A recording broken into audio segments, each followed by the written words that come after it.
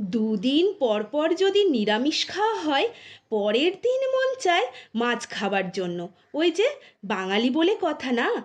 তবে এই রকম ছোট মাছ হলে আর তো কথাই নেই। কিন্তু এই রকম ছোট মাছ কাটা বাছা খুব ঝামেলা।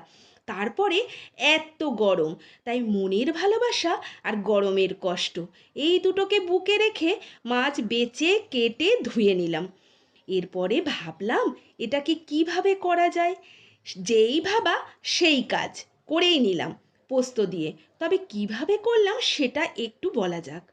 নুন হলুদ দিয়ে মাছগুলোকে মাখিয়ে রাখতে হবে বেশ খানিকক্ষণ। তারপর ঐতিহাসিক মশলার মেশিনটা বের করে তার মধ্যে দিয়ে দিতে হবে পোস্ত আর কাঁচা লঙ্কা। মানে শিলনোড়াতে বেটে নিতে হবে গো। শিলে বাটলে পোস্ত বাটাটা খুব মিহি হয়, বাটাটা মন্দ হয় না। এবারে কড়াইতে তেল দিয়ে মাছগুলোকে ভেজে তুলে নেব। ওই অবশিষ্ট তেলে কালো জিরে ফোড়ন দিয়ে দেব।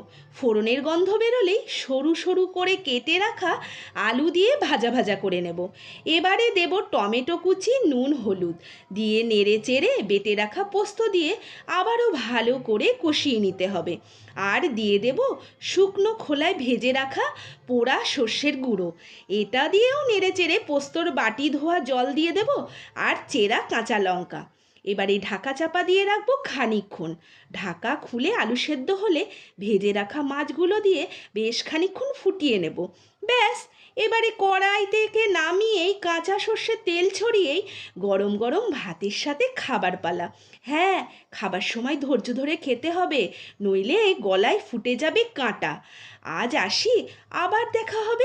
কি, নমস্কার।